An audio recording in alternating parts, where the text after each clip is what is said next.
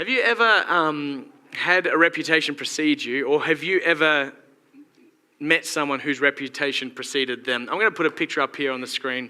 And now most of you guys probably don't know who this is, and that's absolutely fine. This is a Canadian guy called Kerry Newhoff, and I got to meet him, which, again, for some of you are like, who cares? I cared. It was nice. I listen to a lot of his stuff. I follow a lot of his things. He's a church leader in Canada who has a big podcast and everything. He came over to Perth and I got the chance to have dinner with him. And it was one of those things where I'm thinking to myself, all right, I'm going to get to speak to him. What do I say? And because you got to imagine, like, he meets with thousands of church leaders across a year. I'm not going to say anything original, new. There's nothing I'm going to say where he's going to be like, I've never thought of that before. He's the guy who writes the stuff that makes the rest of us think about that sort of stuff. So we're having dinner and I wasn't part of the chat with him. I was a bit further away and I was chatting with a couple of other people. And I finally got my moment. I got to go up to him, introduce myself. And what did we talk about? Kids. I went hey. I had a bit of nerves going into it. And then when I was there face to face, I went, I have children, you have children, let's talk about kids. So we spent about 10 minutes just talking about his kids, and he was sharing a bit of their story, and I was sharing about my children, and he was just really encouraging me. Here's what was interesting with that meeting. Reputations, they shape how we experience things. If he didn't have that reputation, I would have gone in much more relaxed, much more calm, and probably not looked like, in that photo, it looks like I'm his son, and he's comforting me. I didn't know what to do with my hands. I'm just sort of like starstruck. But reputation, it shapes how we experience people and what we experience when we get to hang out with people. And what's interesting about reputation is it's not just how we experience people, but it's also how we experience the things that people are associated with. And we're going to talk a little bit today about as Jesus followers, for those of us in the room that say we follow Jesus, our reputation and how it is that we go about handling the reputation of God. So that's where we're going to head this morning. So we're in part 7 of our 8-part series, The Fundamental List, where we're looking at basically what are the essentials to the Christian faith. The one question that we're answering over our time is, well, to be a Christian, to be a Jesus follower, what must we believe? What are the core? What are the non-negotiables? What are the essentials when it comes to following Jesus? And that's what we've been looking at so far. Our goal has been that if you're new to faith or returning to faith, we want to make sure that you have a strong foundation that you can build your faith upon. If you're someone who's followed Jesus for a while now, it's making sure that we don't add to our faith, and making sure that we don't clutter and create a lot of awkwardness around what we believe by making sure we stay focused on the core things. And also, we wanted to make sure that if you're someone who's like, I'm not sure where I sit with Jesus, and I don't quite know if I want to follow him, well, we're trying to give you an overview of this is what we believe as a church. This is what churches around the world hold as essential to being part of the Jesus movement. So in case you haven't been where we've been on the journey so far, this is the area we've covered so far. We started week 1 saying essential number 1 or fundamental number 1 is this. Jesus is God's Son and our King. That's why we listen to him. That's why he has authority in our lives. He is our King and he is the Son of God. Then in week 2, we looked at the idea that Jesus came to both illustrate and to demonstrate what God is like. If you want to know what your heavenly Father is like, if you want to know what God is like, we look at Jesus. We take our cue from him. In week 3, we looked at sin and the fact that Jesus defines sin as anything that hurts ourselves or other people. In week 4, we looked at justice, the fact our world is not as it should be, and at some time it needs to be made right. And we looked at the fact that Jesus will bring justice. He promises justice in the end. But while we live in the middle of that, he says, trust me, trust me, trust me, while we live out our days on earth. And then we looked at the fact that Jesus died. He died to both reconcile us to God and because of our sin. And then last week we looked at the church and the fact that the church is God's plan A for the world. It is the church. The church is God's agent of transformation personally, culturally, and globally. And when I say the church, I don't just mean Les Moody Baptist Church or a Baptist church. I mean the church around our world is God's agent of transformation. It's how God chooses to operate in our earth. So, the reason we've been looking at this and trying to keep it as we have been is because when the church starts to stray from these essentials, when we start to try and add things into these essentials, what can happen really easily is that people can end up getting hurt. Because when we start to add to these core beliefs, we end up off course, we end up off mission, and generally we end up sort of focusing on things that God's saying, that's not what we're meant to be focusing on. So, we're going to go through today to add to our fundamental list one of Jesus' most well-known teachings. One of the things that many people who follow Jesus, we've signed on for this. And even if you haven't been around Christianity for long, it's one of the things that normally comes up pretty quickly. So this piece of teaching has actually shaped our world for the last 2,000 years. I say this a lot from up here, but our world is better.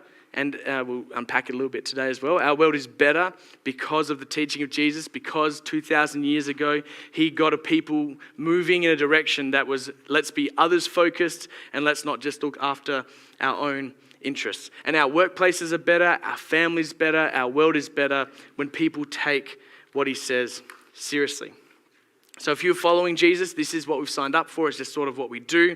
And if you don't follow Jesus, then the application is something which is you agree with. You agree with where we're going to end up today as we handle Jesus' reputation. So to set the stage for what's happening, the piece of where Jesus teaches this particular teaching is in the book of Matthew. Now what has happened so far is Jesus has walked around the earth. He's amazed a lot of people, angered a few people, and he had 3 years of just doing everything. You may not be aware of this, but when we talk about the life of Jesus, it happened in a space of 3 years. All of his miracles and teaching and everything that happened with him and his 12 disciples. So at the end of his story, at the end of the book of Matthew in chapter 28, Jesus has gone around. He's amazed people, annoyed people, done all sorts of things. He's died. And when he died, everyone went, well, that's it. It's over. No more. But then he came back to life and they went, whoa, this changes everything. A bunch of people saw something. They went, we can't explain it. We experienced it. And now we're just going to do what Jesus says, basically. The whole Christian movement started because a bunch of people went, we're with him. And that's what happened. So it's in this context that Matthew records for us the last words Jesus says to his followers. It'll be on the screen, but if you want to follow, it's in Matthew chapter 28, starting in verse 16. So this is what happened. The 11 disciples got together and gathered in Galilee at the mountain that Jesus said to them to go. He said, come on guys, let's go and meet. When they saw him, they worshipped him because he was dead, now he's alive. They went, you are amazing, you are who you say you are. But some of them doubted. Now this is understandable because if you're familiar with Christianity, the idea of Jesus coming back to life is something that's probably become numb. But dead people generally stay dead, so they were like, this is not normal, right? So I can understand why some of them are still struggling. Even if Jesus looked them in the eye and said, I'm alive and I'm here, I can still understand how they are trying to take these incongruent facts in their life and push them back together. So Jesus comes to them and says this. He goes, all authority in heaven and on earth has been given to me. To which I think they would say, yep. If you can predict your death, die on a cross, come back to life and stand and talk to us right now, all authority in heaven and earth probably has been given to you. All authority in heaven and earth has been given to me. So he tells them, what do I want you guys to do? Can you guys go and baptize people? Go and make disciples of all nations, baptizing them in the name of the Father, the Son, and the Holy Spirit. So let's unpack this for a second. When Jesus said all authority in heaven and on earth has been given to me, it's one of the reasons why when Jesus does what he does and when he said what he said, and for the last 2,000 years we've taken his words, his life, his teaching so seriously, is because he is the anchor point for our faith. When we've gone over those first 5 fundamentals, Jesus is God's Son and our King. Jesus came to illustrate, demonstrate what God is like. Jesus came and defined sin for us. Jesus came and promised that justice would happen. He had the authority to do that.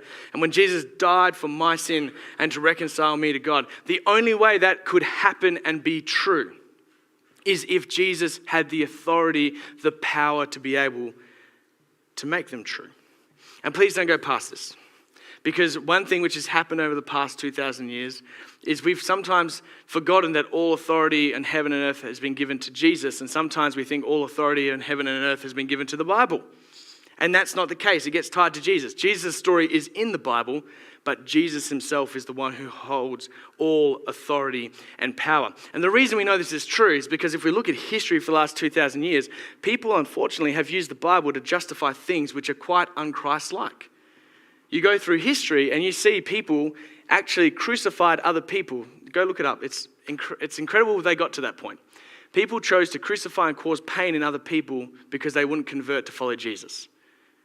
And how did they justify it? They took some scriptures from the Old Testament. They took Jesus' life and they said, we're passionate and we're going to convert at all costs. And they justified doing things to people which Jesus would never have condoned. So when people take the Bible out of context and go, this verse makes sense to me, and people can justify all sorts of horrible things. But when you take the teaching and life of Jesus, you cannot use him to justify acts that harm, hurt, or injure people or our world. It just doesn't work that way. So as Christians, our authority does not come from the whole Bible. Our authority comes from Jesus. So this may be a little bit confusing, so I'll give a bit of a framework for this. First of all, when it comes to our faith as people who follow Jesus, the promises that we believe in and the things that we follow are all tied to the life of Jesus. So one of the things that we say from time to time is take your cue from the promise God made with you. So you can go back in the Old Testament and grab things if you want to, but at the end of the day, the promises that we follow and that are authoritative, they're the ones that come from Jesus. Matthew, Mark, Luke, and John. What Jesus said and how Jesus lived, he is the full representation of God.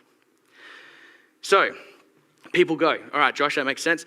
What do we do with the Old Testament? So just very briefly on this. The Old Testament is great. Read it, look at it. In fact, all the fun stories are in the Old Testament. The ark's in the Old Testament. The rainbow, all the fun, I like the Old, I was going to say David and Bathsheba. It's not a fun story, it's just one we get taught. The Tower of Babel, not a great ending either. But all the fun ones are there.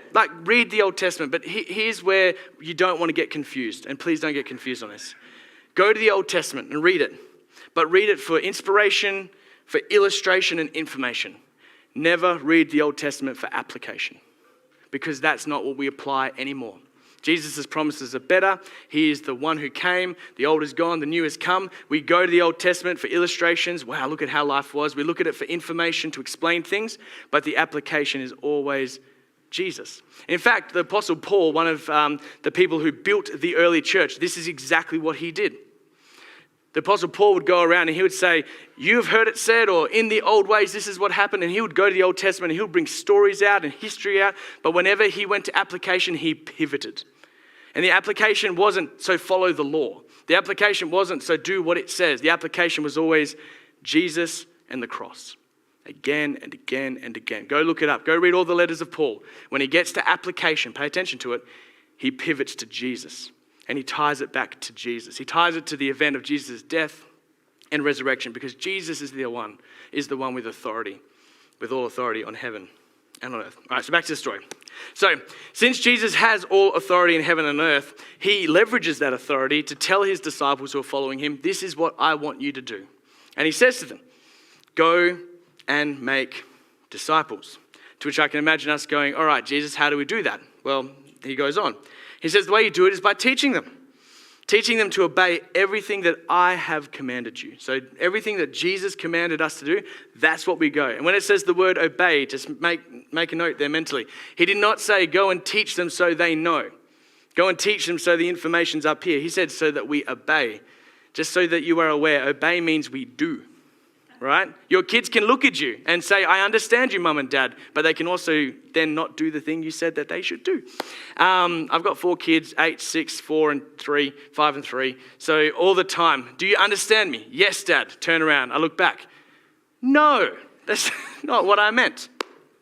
So Jesus says we've got to teach everyone how to obey everything that he commanded us to do.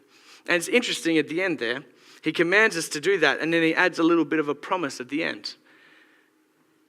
And surely I will be with you until the very end. Surely I will be with you to the very end.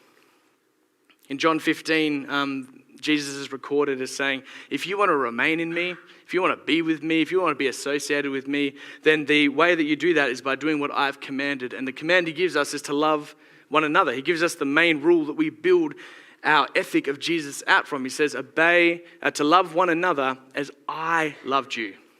And Jesus' example of how he loved us is he was willing to die for us. He was willing to sacrifice for us.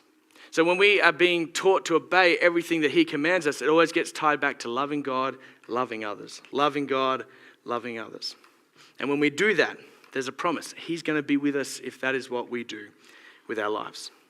So for those that make disciples, for those that teach others to obey Jesus' command to love one another, he will be with us to the end. So here's our seventh fundamental. Our seventh fundamental is this. Jesus' followers are multipliers. And we can't escape that. In fact, I just want to say something. This is really good for our world. This is brilliant for our world. It means that if you follow Jesus, part of your story is that you will be someone who shares the story of Jesus with someone else. You will be a multiplier over your journey. Now you may be thinking, how do I start that conversation? It's always an invitation. It's always an invitation into friendship, community, and relationship. Jesus' followers are multipliers, and we are people who invite people into relationship. The thing we normally say is, if you've got someone in your life who would benefit from being in a place where you are growing in your faith, then what you want to do is you want to invite them to come and sit next to you in a place. The 3 knots that you can listen out to, if you're talking to someone, they say, I'm not from here, maybe they've moved into the neighborhood and they're still getting established, and you think to yourself, you know what? I know you're not from here. Hey, would you want to come and sit with me at church and meet some people? Worst case scenario, you walk out of there after an hour and go, they're a bit weird. Best case scenario, you make some friends and fit in a little bit more. So if someone says, I'm not from here, why don't you go up and invite them to come and sit next to you, come and be in relationship with you. Sometimes the second note is people go, you know what, I'm coming up to something and I'm not prepared for this. Well, that can be a little ding for your memory to go, I know you're not prepared for this upcoming season. I know you're not prepared for this transition. I know you're not prepared for what's coming up. Do you want to come and sit with me at church and see if there's something there that might help you? Worst case scenario, they say, no, thank you. Best case scenario, they get a little bit more encouragement and maybe a step ahead. Or the third thing that you listen for is when someone says, I'm not going well. I'm not going well. That's an opportunity for you to say, I know you're not going well. Do you want to come and sit with me on a Sunday morning? Do you want to come and sit with me at this program? Do you want to come and sit with me and let's talk about that? It's a chance to invite people for something. So if you're a Jesus follower, this is fundamental for us. And if you don't follow Jesus, you are so thankful for this. You're very thankful for this, in fact. Now, you may have had a bad experience of church in the past. Maybe you went into a church environment, they quoted the Old Testament or the New Testament at you, they made you feel bad. Maybe they said to you, don't do that, and then you looked at them and you went, but you're doing that. Or maybe you got into a church environment and they were just jerks. Like sometimes people can just be jerks, all right? It's not spiritual, it's just people can do that. Maybe you've had that sort of space where you've gone into a church environment and you've gone, I just don't like what I saw, what I experienced. And maybe even you walked away a little bit hurt from that. I hear that and I get that. Christians can sometimes really do things that are not nice. But people who follow Jesus, not just people who pay lip service, say I'm a Christian, people who follow Jesus, who want to obey him in loving other people, they are people that you want to surround yourself with. They admit when they're wrong. They look out for other people. They want to put the interests of those around them before themselves. People who actually follow Jesus really do want to do that. Because when you follow Jesus through the Gospels, Matthew, Mark, Luke, and John, what you see from Jesus is an ethic which you want for our world. You probably just don't realize it. It's an ethic, in fact, that if you've got kids, you want your children to marry people who are Jesus followers. If you're in a workplace, you want your boss to be a Jesus follower. You actually want, believe it or not, politicians and people in our society of all areas. You want people who are Jesus followers because you do want the ethic of Jesus in as many places as possible. And I'm going to give you a couple of reasons why you want this to be the case. You ready? So Jesus said a lot of things over his life. I want to just pick out a couple and say to you, don't these sound like how our world should be? All right, so let's just focus in on a couple of things here for a second. So think about how much better our world would be if people who said, I follow Jesus, lived out the ethic and love of Jesus. Jesus told us to love God and love others. Jesus taught very famously that the greatest command is to love God with all your heart, soul, and strength, and love the Lord, and love others as yourself. And the implication from this teaching of Jesus is that the foundation of love includes caring for others, putting their needs first, and cultivating empathy and kindness towards all. Isn't our world better when people live that sort of way? Jesus said something which is very interesting. He said on the Sermon on the Mount in Matthew chapter 5, he said this teaching where he said, if anyone slaps you on the right cheek, turn the left also. Now, growing up as a youth person, I found that hilarious because all I thought was butt cheeks. So I was like, turn the other cheek. So I always found that funny. I found out that's not what this passage means. All right. Because we used to be, turn the... This is simple and profound. And when you think about our global context and when you think about things that happen in our world, if we lived this out and if this was the norm for societies everywhere, our world would just be a better place. Here's the implication of Jesus' teaching. This teaching is about not retaliating. It's about not retaliating. It's about showing humility. And I love this word here, this phrase. It's about breaking cycles of violence and revenge. Our world is broken because people need to retaliate and just cannot break the cycles of revenge and violence. And Jesus' response was, you don't retaliate. How much better would our world be if rather than the first step being retaliation, the first step was to extend kindness? And it's amazing because studies again and again show that our brain is wired, that when things go wrong, when we are extended kindness, we actually are open to change. Yet on a global context, on a local context, and within our families, our heart and our brain goes, but I want to smack them. And unfortunately, that plays out in all sorts of areas of our society. But Jesus said, nah, if you follow me, just so you are aware, you do not retaliate. That's not what you do. You break the cycle of violence and revenge. It encourages that we respond to hostility with peace. And does that mean we'll get taken advantage of? Yeah, it does. But Jesus, the Son of God, got taken advantage of and got put on a cross, and he chose to die rather than retaliate. So that's our standard right there. Jesus talks about helping the poor and the needy. In Matthew 25, he says, whatever you did for the least, the last, the lost, the people around you who are down and out, whatever you did for them is exactly what you did for me. And Jesus emphasized that we need to help those who are struggling. He calls for a society that prioritizes the welfare for the marginalized and encourages selfless generosity and compassion. This is why our world is better when people follow Jesus, because we just end up with a happier, more peace-filled, more understanding world. And when you work for someone who holds this ethic, when you have members of your family who hold this ethic, when we have politicians and judges and all sorts of members of society who hold the ethic of Jesus, our society is just a better place. When people who follow Jesus behave in a Christ-like way, we actually get freedom for people in this world. And we get to experience a little bit of heaven before we get the real heaven when we die. So, here's the application. You're invited to partner with Jesus on this great mission. You're invited to be a partner on the greatest mission ever. So the question is simply this. Who in your workplace, family, or in your friendship circle would benefit from an invitation into Christian community? So, here's the question I want you to think about. If you are a follower of Jesus, and if you know our world is better when we have other followers of Jesus, this is the question which you should have ready to go when it gets called upon. When you hear the three nots, I'm not from here, I'm not going well, I'm not prepared for. Or when you see someone who you think they would benefit from being where I am. All you have to ask is this question. Hey, why don't you come and sit with me at church this Sunday and see if it's for you?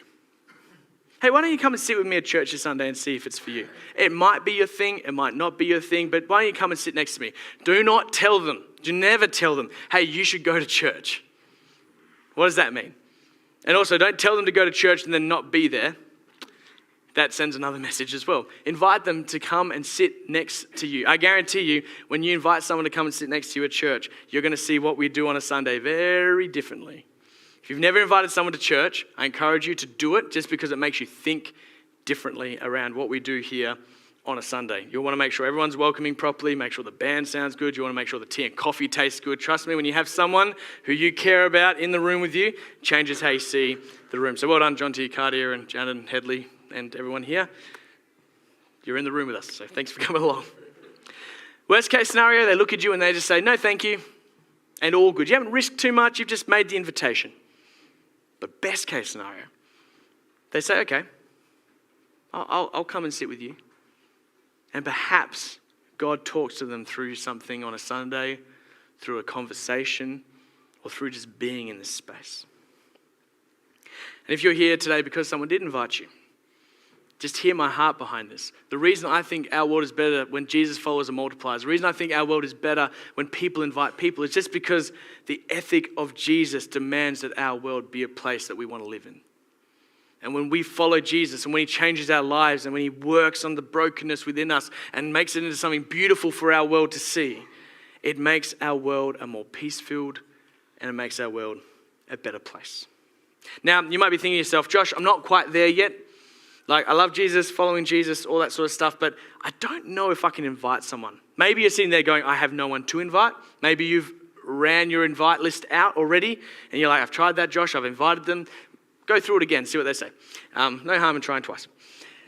But maybe you're just not ready, and you're just going, I'm just not there.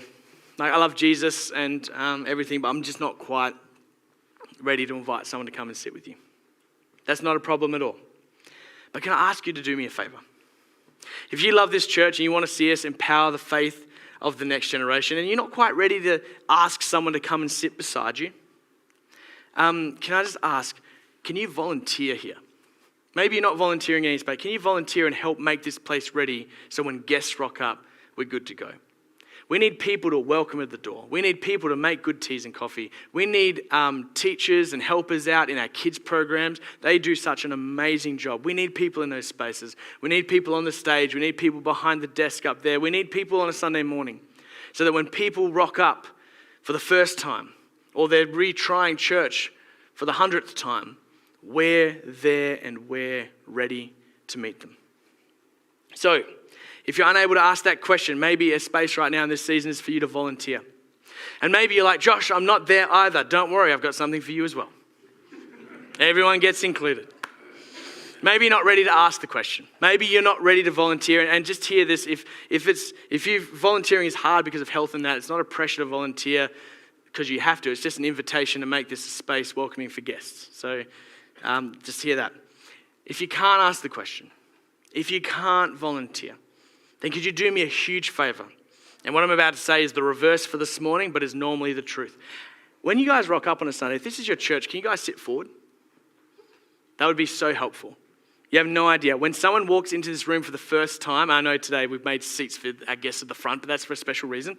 But on a Sunday, when someone is new to this place or they don't know how our building works, they want to be closest to the doors. It's the truth. Think about it. When you go to a place that you're unfamiliar with, you want to know you're safe. So if you're a regular here, can I ask you guys sit forward, leave the back rows for families and for people who are new, come over this side if you can, sit forward, and make sure that when people come in here, they can find a spot easily. And I know, I hear it sometimes, oh, what about the people who are just late? Who cares? Let them be. If they're late and they get a seat at the back, it doesn't matter. And if you're early because you want to sit at the back, can I ask you to sit forward? Think about it this way. When you have a guest to your house, do you make them sit in the bad chair? No. And if you do, you need salvation, brother, sister. I don't know what to do for you. You need help. And there are people, and I get it, some of it's personality where you're like, I am in my chair no matter what. Okay, sure. But in general, when we have guests at our house, we get the best food out, we get the best chair out, we give them the best space so that they can feel welcomed. This morning, the reason we want to give the best seats at the front is so that they could see the dedication up front and not be at the back. In the future, next week, these seats will be empty. Come party with me on the front row. And let me say, it is a sacrifice for the kingdom because the sound down here is the worst. So it just is. I'm under the speakers and I really want to I would rather actually be seeing sort of where Alvin and John is. That's sort of the best space there because you get the sound properly. But I sit down the front. Come join me, sit at the front. I know DuPont's normally do down there as well. But if you can do that, if sitting is too big of a step, start here. When you park your car, Can you leave room sort of at the front here for people who are new? That'd be amazing. Volunteers, we all park up the side here. If you're a volunteer and you don't park over there, can you guys park over there, please? And if you come here and you drive in and it's completely open, can you sort of park along further up so that people who come in late or new, they can park easy? I know it's super practical, but it makes a big difference when people are being welcomed in to this place. Jesus' followers are multipliers. We invite, we make room. And we make those who are seeking him, we make it as easy as possible for them to find him. Because making the decision to cross the threshold of faith and actually say, I believe in Jesus, is a huge hurdle for people. And the last thing we want to do as a church is make a bunch of hurdles before that point. If it's hard to park, if people aren't welcomed in, and if they have to sit in awkward spots, forget telling them about Jesus, they're not going to hear it. That's just the truth. Jesus' followers are multipliers. We're going to finish it here. Some of you are sitting here because of your church history. You're thinking to yourselves, I know this language, this disciple-making language. You're going to go and challenge us to tell 3 people this week about Jesus. Some of you have a history where you're going to start to feel that pressure. Let me just take the pressure off for a minute. We are multipliers across our life. You're not going to be converting 100 people a week. You might convert only 2 over your whole life. And guess what? If you do that thing, and when I say conversion, being part of their journey, if that happens, great. We are multipliers across our whole life. Just remember this for a second. Jesus Christ, Son of God, one who had all the power and authority, had 3 years. He discipled 12 men, and he lost one of them. He lost one. And he only did 12 across 3. Come on, Jesus, don't you know we've got a disciple-making journey ahead of us? Why didn't you convert thousands upon thousands? Jesus spent 3 years going slow, going deep, going through the process with 12 guys, showing them what it's like to be part of God's kingdom. And at the end, one of them betrayed him. So let me just say this to take the pressure off. Jesus' followers are multipliers across our entire journey. You were not made to just hold it to yourself. But don't feel the pressure. It's not a thing where each and every day you got to wake up and be anxious. The truth of the matter is God is already going before you. And if you're following Jesus each and every day, he will guide you where you need to go. But one of the end results when you get to the end of your life and look back is that you will have made an impact in the lives of another person. So, fundamental number 7. Jesus' followers are multipliers. Let me pray for you.